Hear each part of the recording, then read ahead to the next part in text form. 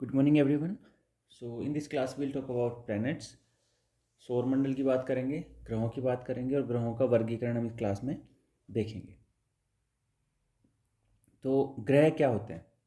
ग्रह वो ठोस खगोलीय पिंड होते हैं जो अपने तारों की परिक्रमा करते हैं एक दीर्घवृत्ताकार पथ में। और तारे क्या होते हैं मैंने ऑलरेडी बता दिया है। तारे वो होते हैं जिनका स्वयं का प्रकाश होता है। ठीक है। ग्रह होते हैं किससे मिलके बने होते हैं? चट्टान और धात्विक पदार्थों से मिलके बने होते हैं। सबसे इम्पोर्टेंट बात यह होती है कि इनका स्वयं का प्रकाश नहीं होता और ये सूर्य के प्रकाश द्वारा प्रकाशित होते हैं। सूर्य या जो भी तारा है उसके प्रकाश द्वारा प्रकाशित होते हैं। चूँकि हम सौरमंडल की बात कर रहे हैं तो तारा क्या है सौरमंडल में? सूर्य। ठीक है। तो सभी ग्रह, केवल दो ग्रहों को छोड़ के सभी ग्रह सूर्य की परिक्रमा पश्चिम से पूर्व की ओर करते हैं, वेस्ट टू ईस्ट करते हैं। ठीक है। केवल दो ग्रह यूरेनस और वीनस, शुक्र और अरुण, यूरेनस और वीनस जो है वो परिक्रमा पूर्व से पश्चिम में करते हैं। बाकी सभी ग्रह पश्चिम से पूर्व की ओर परिक्रमा करते हैं। पृथ्वी सहित 8 प्रमुख ग्रह हैं, ये हमें पता ही है। यम से ग्रह का दर्जा ले लिया गया है। यम अब क्या है? एक बोना ग्रह है या ड्वार्फ प्लेनेट है। ठीक। अब ग्रह क्या होते हैं? सौरमंडल के ग्रहों का सूर्य से दूरी के बढ़ते क्रम में उनका जो वितरण है वो निम्नानुसार है। देखो, सबसे पास जो सूर्य के है वो है मरकरी, फिर है वीनस, फिर है अर्थ और फिर है मार्स। मार्स तो बुध, शुक्र, पृथ्वी और मंगल, 4 ग्रह हो गए। मरकरी, वीनस, अर्थ और मार्स, बुध, शुक्र, पृथ्वी और मंगल, ये आपके कहलाते हैं टेरेस्टेरियल प्लैनेट्स। ठीक है। इसके बाद में आपके हैं जुपिटर, सैटर्न, यूरेनस और नेपच्यून, बृहस्पति, शनि, अरुण और वरुण, ये आपके कहलाते हैं जोवियन प्लैनेट्स। ठीक है। 4 प्लैनेट्स आपके जोवियन हो गए, 4 प्लैनेट्स आपके टेरेस्टेरियल हो गए। तो जो IAU है, अंतर्राष्ट्रीय खगोलीय संघ, इसने एक ग्रहों की परिभाषा दी है। इसने ग्रहों की परिभाषा को परिवर्तित किया। इसमें क्या है? इंटरनेशनल एस्ट्रोनॉमिकल यूनियन जो है, इसने 2006 में प्लैनेट्स की एक नई परिभाषा दी। ठीक है। प्लैनेट्स की एक परिभाषा दी जिसके अनुसार क्या होता है कि वही खगोलीय पिंड ग्रह कहलाएगा जो, पहली बात, सूर्य के चारों ओर परिक्रमा करे। ठीक है। दूसरी कंडीशन, जिसका हाइड्रोस्टैटिक इक्विलिब्रियम, द्रव स्थैतिक संतुलन, इसमें क्या होता है? द्रव स्थैतिक संतुलन में ग्रहण करने के लिए पर्याप्त मात्रा में द्रव्यमान हो, मतलब उसका जो पिंड है वो लगभग गोलाकार हो और उसका द्रव्यमान पर्याप्त हो। तो जो प्लूटो है, यम है, वो पहली दो कंडीशंस को तो पूरा करता है, लेकिन उसमें तीसरी कंडीशन ये है कि उसके आसपास का क्षेत्र साफ होना चाहिए, अर्थात उसकी जो आसपास अन्य खगोलीय पिंडों की भीड़भाड़ ना हो। ठीक है। इससे क्या होगा? यदि नहीं होगी तो वो क्या होगा? अपनी कक्षा में प्रमुख गुरुत्वाकर्षण पिंड हो जाता है। तो जो यम है या प्लूटो था, प्लूटो में तीसरी कंडीशन का अभाव था। ठीक है। कोई भी पिंड अगर पहले दो मानदंडों को पूरा करता है लेकिन तीसरे मानदंड को पूरा नहीं करता तो उसे एक ड्वार्फ प्लैनेट या बोना ग्रह कहते हैं। तो जो यम है वो, प्लूटो है वो फर्स्ट और सेकंड कंडीशन को तो पूरा करता है, लेकिन जो तीसरी कंडीशन है उसको फुलफिल नहीं करता। इसलिए प्लूटो से ग्रह का दर्जा वापस लेके उसको क्या बोला गया अभी? एक बोना ग्रह या ड्वार्फ प्लैनेट कहा जाता है। ठीक है। इस आधार पर प्लूटो क्या है? एक बोना ग्रह या ड्वार्फ प्लैनेट है। ठीक है। अगली देखते हैं। जो मैंने वर्गीकरण आपको बताया, जो ग्रह हैं उनको दो भागों में बांटा गया है। पहले है टेरेस्टेरियल या पार्थिव, चूँकि ये पृथ्वी के समान दिखते हैं, पृथ्वी जैसा इनका कंपोजिशन है इसलिए इनको पार्थिव भी बोलते हैं। और जो दूसरे हैं वो आपके जोवियन या बाह्य ग्रह। तो 8 ग्रहों को दो समूह में विभाजित किया गया है। समूह विशेष के सभी ग्रहों में कुछ सामान्य विशेषताएं होती है जिनको हम विस्तार से देखेंगे। ग्रहों के दो समूह हो गए। पहला पार्थिव या स्थलीय ग्रह है, इनको आंतरिक ग्रह भी बोलते हैं, टेरेस्टेरियल और इनर प्लैनेट्स। दूसरा आपका है जोवियन प्लैनेट्स या आउटर प्लैनेट्स या बाह्य ग्रह। तो ये आप देख सकते हो, पहले 4 मरकरी, वीनस, अर्थ और Mars, they are terrestrial planets, and remaining 4 Jupiter, Saturn, Uranus और वीनस, यूरेनस एंड नेपच्यून। ठीक है, ये हैं आपके Jovian planets, Jupiter, Saturn, Uranus और नेपच्यून है आपके जोवियन प्लैनेट्स या बाह्य ग्रह। देखो, सूर्य के 4 निकटतम ग्रह बुध, शुक्र, पृथ्वी और मंगल, इसको बोलते हैं पृथ्वी, पार्थिव या स्थलीय ग्रह, क्योंकि उनकी संरचना कैसी है, पृथ्वी के समान है। इनके भूभाग विविधतापूर्ण है, जिनमें ज्वालामुखी, घाटियाँ, पहाड़, गर्त आदि पाए जाते हैं। स्थलीय ग्रहों की कुछ विशेषताएं हैं जो आप देख सकते हो। सबसे पहला, इनकी भूपर्पट या क्रस्ट पतली चट्टानी परत से निर्मित है, जैसा कि हम पृथ्वी में देखेंगे उसके साथ भी यही है, क्योंकि पृथ्वी किस प्रकार का ग्रह है, पृथ्वी एक पार्थिव या स्थलीय ग्रह है। ठीक है, इनके मेंटल में लोहा और मैग्नीशियम पाया जाता है। ठीक है, लोहा मतलब Fe और मैग्नीशियम यहाँ पे पाया जाता है।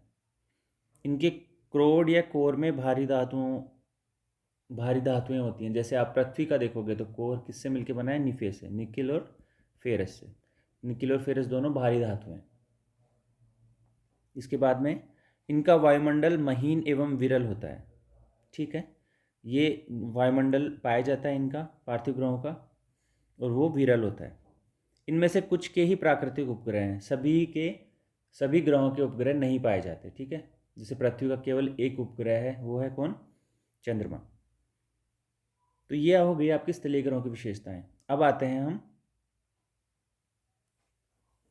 जोवियन प्लैनेट्स के बारे में। तो जोवियन प्लैनेट्स या गैसीय ग्रह किसको बोलते हैं, वे ग्रह जो मंगल ग्रह की कक्षा के बाहर स्थित हैं जोवियन प्लैनेट्स या गैसीय ग्रह कहलाते हैं, क्योंकि इनकी संरचना किसके समान है, जुपिटर के समान है या बृहस्पति के समान है।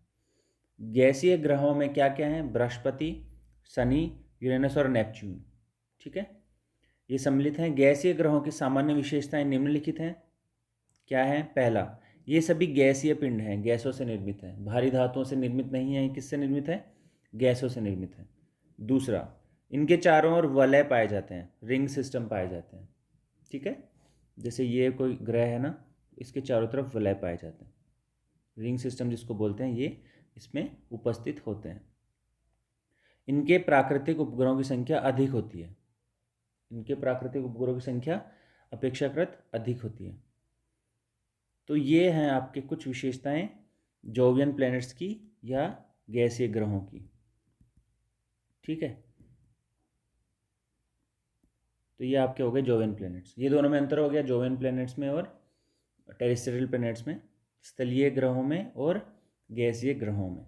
ठीक है, एक सिंपल दूसरा इनमें जो है वो, पहले जो आपके स्थलीय ग्रह हैं उनका घनत्व ज़्यादा होता है, उनकी डेंसिटी ज़्यादा होती है, और जो गैसीय ग्रह हैं उनकी घनत्व कम होता है।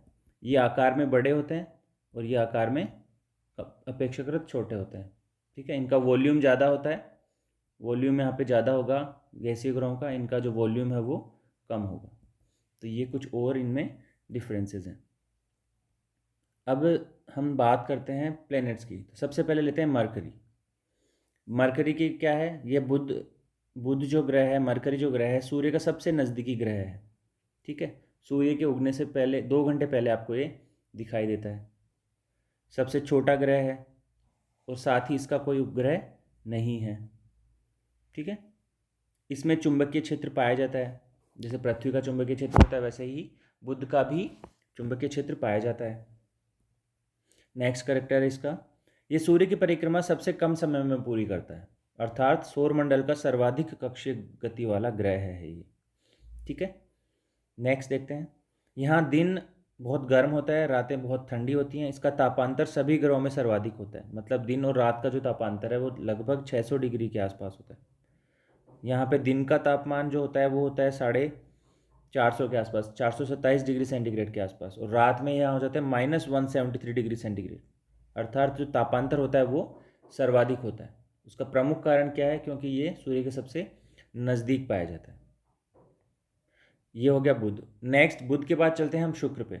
शुक्र है वीनस, ये पृथ्वी का सबसे निकटतम है, सबसे चमकीला और सबसे गर्म ग्रह है।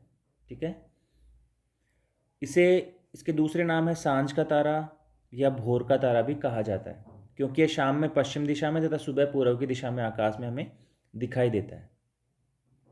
ये कुछ कैरेक्टर्स हैं जो आपको पता होने चाहिए, ठीक है। ये अन्य ग्रहों के विपरीत कैसे गति करता है? दक्षिणावर्त, क्लॉकवाइज। पृथ्वी जो आपकी घड़ी की दिशा के क्रम में, जैसे घड़ी घूमती है वैसे ही घूमता है ये। बाकी ये वीनस और एक दूसरा है यूरेनस और दूसरा है वीनस। ये दो केवल ऐसे ग्रह हैं जो आपको कहाँ किधर से गति करते हैं? ये करते हैं दक्षिणावर्त, ठीक है। और बाकी सारे ग्रह कैसे घूमते हैं?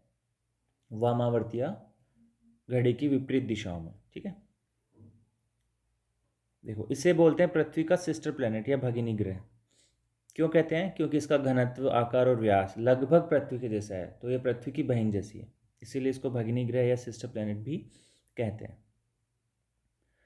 दूसरी बात, इसका भी कोई उपग्रह नहीं है। जैसे बुध का कोई उपग्रह नहीं है, वैसा ही शुक्र का भी कोई उपग्रह नहीं है। नेक्स्ट देखते हैं। पृथ्वी नहीं देखेंगे अभी, हम देखेंगे मंगल। बुध, शुक्र, पृथ्वी और मंगल। तो जो सबसे लास्ट ग्रह है, सूर्य से चौथे नंबर पे जो ग्रह आता है, और स्थलीय पिंड में जो सबसे अंतिम पिंड है वो है मार्स या मंगल। इसको दूसरा नाम है रेड प्लेनेट। इसका रंग लाल है। क्यों है वो है आयरन ऑक्साइड की उपस्थिति के कारण, ठीक है। यहाँ पृथ्वी के समान दो ध्रुव पाए जाते हैं जो अपने एक्सिस से कितने डिग्री पे झुके हुए हैं? 25.5 डिग्री, सॉरी 25 डिग्री पे। और पृथ्वी कितने एक्सिस पे झुकी हुई है? 23.5 डिग्री पे, ठीक है। इसी के कारण क्या होता है, यहाँ पर भी ऋतु परिवर्तन देखा जाता है। नेक्स्ट, इसके दिन की अवधि और अक्ष का झुकाव लगभग पृथ्वी के समान है। ये अपनी दूरी पर 24 घंटे में एक चक्कर पूरा करता है, ठीक है। इसके दो उपग्रह हैं, पहला है फोबोस और दूसरा है डिमोस। तो फोबोस और डिमोस क्या है? मंगल ग्रह के उपग्रह हैं, ठीक है। बुध और शुक्र का कोई उपग्रह नहीं है, पृथ्वी का एक उपग्रह है, और मंगल के दो उपग्रह हैं जिनका नाम है फोबोस और डिमोस। इसके बाद में देखो, सूर्य की परिक्रमा करने में इसको कितने दिन लगते हैं? 687 डेज लगते हैं। सूर्य की परिक्रमा करने में इसको लगते हैं 687 दिन। अब एक और इंटरेस्टिंग फैक्ट है, सौरमंडल का सबसे बड़ा ज्वालामुखी, उसका नाम है ओलिपस मेसी। और सबसे ऊंचा पर्वत जिसका नाम है निक्स ओलंपिया, ये लगभग माउंट एवरेस्ट से 3 गुना ऊंचा है। ये इसी ग्रह पर अवस्थित है, ठीक है। तो ये ऐसे ही फैक्ट्स हैं जो आपको पता होने चाहिए। तो ये हो गया मंगल ग्रह के बारे में। सबसे इंपॉर्टेंट फैक्टर क्या है इसका, कि ये है रेड प्लेनेट। ये इसका जो एंगल है वो है 25 डिग्री पे झुका हुआ है। यहाँ पर ऋतु परिवर्तन देखा जाता है। और यहाँ के दो उपग्रह हैं, जो एक है फोबोस और दूसरा है डीमोस। तो ये हो गया मंगल। तो इसमें इतना ही। जो नेक्स्ट आपके जोवियन प्लैनेट्स हैं उनको हम नेक्स्ट क्लास में देखेंगे, ठीक है। Thank you.